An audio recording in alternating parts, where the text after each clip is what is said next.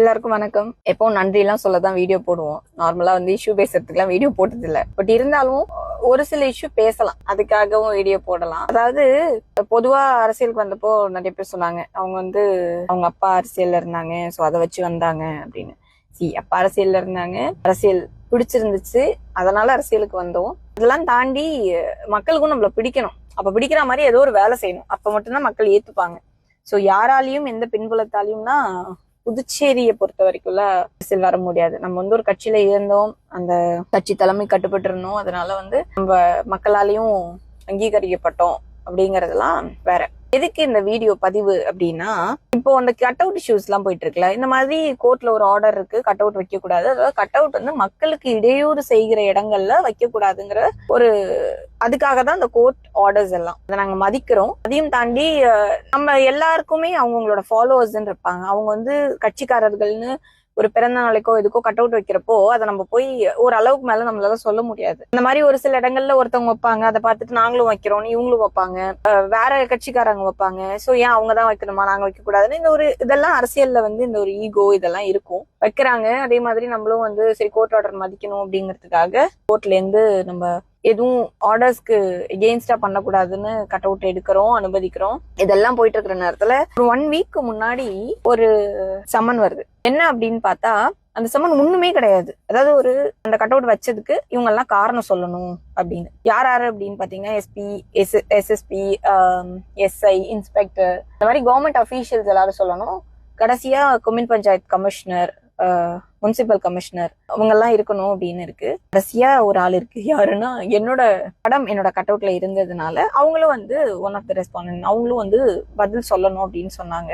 Okay, கேள்வி கேக்குறாங்க அப்படின்னு. சரி, நம்ம யார் அதை அனுப்பியிருப்பாங்கன்னு நம்ம பாக்குறப்போ எனக்கு ஐ வாஸ் ஷாக்ட். அவங்க ஒரு நார்மலான பர்சன், பாவம். அவங்க கிட்ட ஃபேமிலி நடத்துறதுக்கு கூட பெருசா கஷ்டப்படுற ஒருத்தவங்க. ஒரு ஹைகோர்ட் போறதுன்னா எவ்வளவு செலவாகும், ஒரு வக்கீல் வைக்கிறதுனா எவ்வளவு செலவாகும், இதெல்லாம் தாண்டி பண்ற அளவுக்கு இல்லாத ஒரு மனுஷன் ஏன் அவங்க பண்ணிருக்காங்கன்னு விசாரிக்கிறப்போதான் தெரியுது என்னன்னா இதுக்கு பின்னாடி ஒரு அமைச்சர் அந்த மாதிரி இருக்காங்க அப்படின்னு சொல்லி. எனக்கு நம்ம மினிஸ்டரா இருக்கிறப்போ அவ்வளவு பிரச்சனைகள்லாம் சமாளிச்சு, அப்பா நம்மளுக்கு இந்த பிரச்சனையே வேண்டாம், நம்ம பாட்டுக்கு தொகுதியில நம்மளுக்கு மக்கள் ஓட்டு போட்டிருக்காங்க, தேர்ந்தெடுத்திருக்காங்க, நம்ம வேலைய பார்ப்போம் அப்படின்னு சொல்லி நம்ம ஒதுங்கி வரோம். ஆனா நம்ம ஒதுங்கினதுக்கு அப்புறமும் சுயநலமா அந்த கன்னிங்னு சொல்லுவாங்கல்ல, எதுக்குன்னா ஒருத்தர் கண்ட்ரோல்ல நம்ம வர முடியல அப்படின்னா ஒரு பொண்ணு எவ்வளோ டார்ச்சர் பண்ணுவாங்கிறதுக்கு இதெல்லாம் ஒரு எக்ஸாம்பிள்.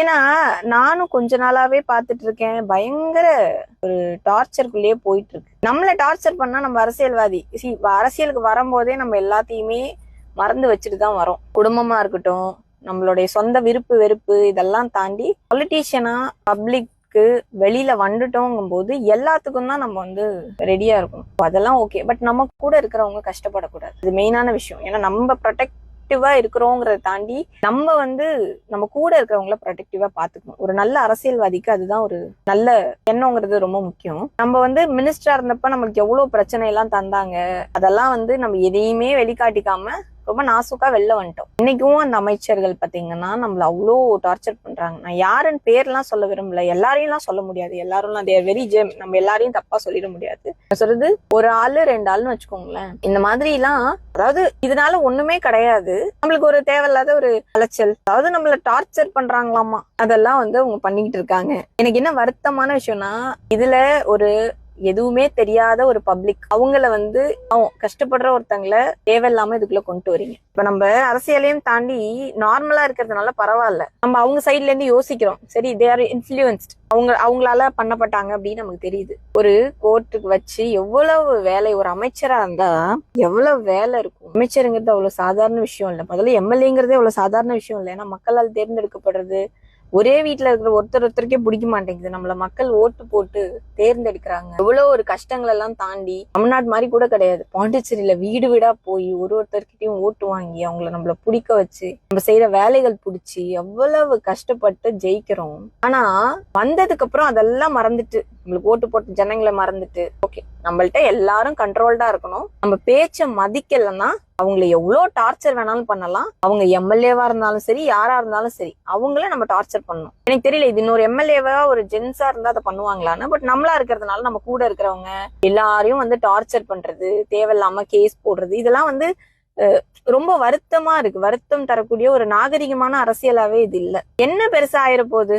நம்மளுக்கு ஓட்டு போட்ட ஜனங்களுக்கு, அவங்களுக்கு ஒரு பர்சனல் அட்வைஸும், நம்மளுக்கு ஓட்டு போட்ட ஜனங்களுக்கு ஏதோ ஒண்ணு பண்ணணும், ஏதோ ஒரு நல்லது பண்ணணும். கெட்டது பண்றது ரொம்ப ஈஸி, நல்லது பண்றதுதான் ரொம்ப கஷ்டம். அதெல்லாம் இந்த மாதிரி ஆளுங்கெல்லாம் அதை இனிமேவாவது கொஞ்சம் திருந்தி அதை பண்ணனா, இது ஒரு அட்வைஸா பண்றேன். அது ஒரு விஷயமே கிடையாது, அதை நம்ம பாத்துட்டு போறோம். நம்ம என்னவோ நம்ம மேல தப்பு இல்லைன்னா நம்ம வந்து அதை பண்ணிட போறோம், அது ஒண்ணுமே இல்லை. ஆனா நீங்க வந்து இதெல்லாம் ஒரு வேலையா விட்டுட்டு இது ஒரு வேலையா எடுத்து பண்றீங்கன்னா அப்ப நீங்க எவ்வளவு ஃப்ரீயா இருக்கீங்க. அப்ப மக்களை பத்தி யோசிக்காம எப்படி எல்லாம் இருக்கீங்கிறது இதுக்கு ஒரு உதாரணம். ஏன்னா அவங்க தொகுதியில போய் கேட்கும் போதுதான் தெரியும் அங்க எவ்வளவு பிரச்சனைகள் இருக்குன்னு. அதை சால்வ் பண்றதுக்கு உங்களுக்கு நேரம் இல்லை, ஆனா இதெல்லாம் பத்தி பேசுறதுக்கு உங்களுக்கு நேரம் இருக்கு. ஏன்னா ஒரு பொண்ணு வளர்ந்து கஷ்டப்பட்டு வந்துடக்கூடாது.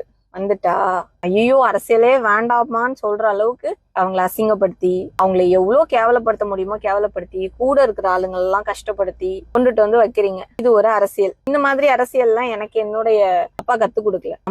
நம்ம யாருக்கும் நல்லது செய்யறோங்கிறத தாண்டி யாருக்கும் எந்த கெட்டதும் செஞ்சிடக்கூடாதுன்னு சொல்லி வளர்த்த மனுஷனோட பொண்ணு நான். அதனால நம்மள வளர்ப்பு நம்ம அப்படி இருக்கிறதுனால யாரையும் கஷ்டப்படுத்தணும் அப்படின்னு தோண மாட்டேங்குது. இப்ப இந்த வீடியோ கூட எதுக்குன்னா, நம்ம பண்ணிட்டோம், நம்ம பண்றதெல்லாம் தெரியாதுங்கிற ஒரு எண்ணம் இருக்கும்ல உங்களுக்கு. நீங்க பண்றது எல்லாமே தெரியும். தெரிஞ்சாலுமே ஒரே ஒரு விஷயத்துக்காக மட்டும்தான் உங்க பேரை யூஸ் பண்ணாமலோ, உங்களை பத்தி நான் எதுவுமே சொல்லாமலோ நீங்க எவ்வளவு டார்ச்சர் கொடுக்குறீங்க.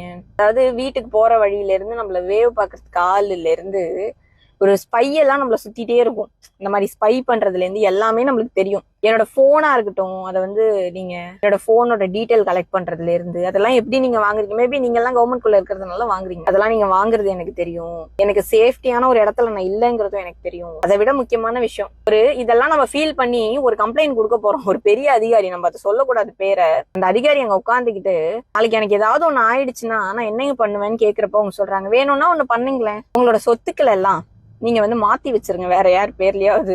சேஃப் தானே. இப்ப கூட இந்த பிளைட் ஆக்சிடென்ட் நடந்துச்சுல, அதுக்கப்புறம் எல்லாரும் ரொம்ப உஷாராயிட்டாங்க. யாருக்கு எப்ப என்ன நடக்கும்னே தெரியாதுன்னு ஒரு அதிகாரி அந்த மாதிரி சொல்றாரு. என்ன மாதிரி அவங்க இன்ஃபுளுன்ஸ் நீங்க பண்ணியிருந்தா ஒரு அதிகாரி இவ்வளோ ஒரு நக்கலானது அதையும் கேட்டுக்கிட்டு நான் அப்பதான் யோசிச்சேன், ஒரு காமன் மேனுக்கெல்லாம் என்ன மாதிரி நடக்கும். நம்ம ஒரு எம்எல்ஏவா இருக்கோம், ஒரு எக்ஸ் மினிஸ்டரா இருந்திருக்கோம், ஒரு மினிஸ்டரோட பொண்ணா இருந்திருக்கோம், நமக்கே இவ்வளோ பிரச்சனைனா அப்ப அவங்க எல்லாம் எவ்வளோ மக்கள்லாம் கஷ்டப்படுவாங்க அப்படிங்கறதெல்லாம் தாண்டிதான் சர்வே ஆயிட்டு இருக்கும். ஒன்னே ஒண்ணுதான், நீங்க எவ்வளோ என்ன பண்ணாலும் என்ன பெருசாலாம் பாதிக்காது. இதுக்கு மேல இழக்கிறதுக்கு ஒண்ணுமே கிடையாது. நிறைய கஷ்டப்பட்டாச்சு, எல்லாத்துக்கும் துணிஞ்சுதான் அரசியலுக்கு வரோம். இங்க ஒன்னே ஒண்ணுதான், மக்களுக்கு நல்லது செய்யணும். ஒன்னா சாதிக்க முடியாதுங்கிறது எதுவும் கிடையாது, அது பண்ணணும்.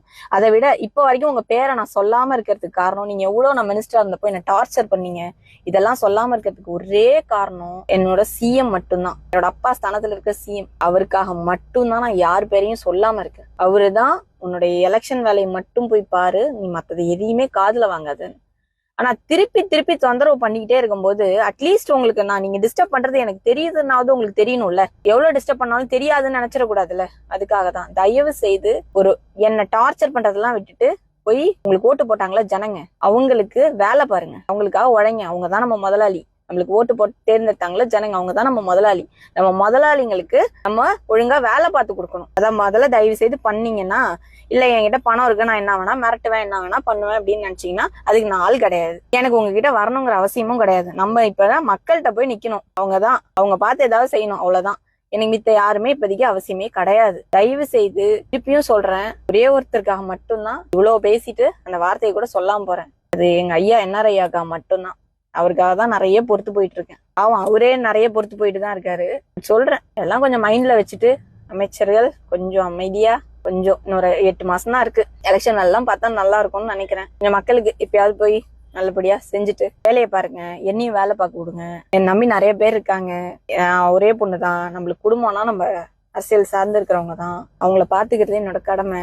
அதெல்லாம் பாத்துக்கணும். கொஞ்சம் ஃப்ரீயா விடுங்க. தேவையில்லாத அலைச்சல், தேவையில்லாத செலவு. ஒரு 10,000 ரூபாய் ஒரு வக்கீல் கொடுக்குறோம், அதை என் கூட நிக்கிறேன், அவனுக்காவது பாவம். நம்ம பசங்க அவ்வளவு பேர் கஷ்டப்படுறாங்க, கொஞ்சம் உதவி பண்ணலாம், படிக்கிறதுக்கு ஃபீஸ் கட்டலாம், எவ்வளவோ இருக்கு. இந்த மாதிரி நல்லதா 4 விஷயம் செஞ்சா நல்லா இருக்கும்னு நினைக்கிறேன். இதுக்கு மேலேயும் நான் இப்படிதான் பண்ணுவேன்னு இருந்தீங்கன்னா பொம்பளைங்கிறதுனால எல்லாம் பாக்காதீங்க. நிறைய பேர் எல்லா தொகுதியிலயும் பொம்பளைங்க ஓட்டு அதிகம். பெண்களுக்கு நல்லாவே தெரியும். இப்ப நான் பேசும்போது கூட நிறைய லேடிஸ் கண்டுபிடிச்சிருப்பாங்க நான் யார பேசுறேன்னு. அதனால அது நல்லா இருக்காது, பாத்துக்கோங்க. அவ்வளவுதான். நீங்களும் வாழுங்க, இனியும் வாழ விடுங்க. நன்றி. அடிப்படை பிரச்சனைகள் முதல் அரசியல் வரை உண்மை தன்மையுடன் அறிந்து கொள்ள ரிப்போர்ட்டர் வாய்ஸ் யூடியூப் சேனலை சப்ஸ்கிரைப் பண்ணுங்கள்.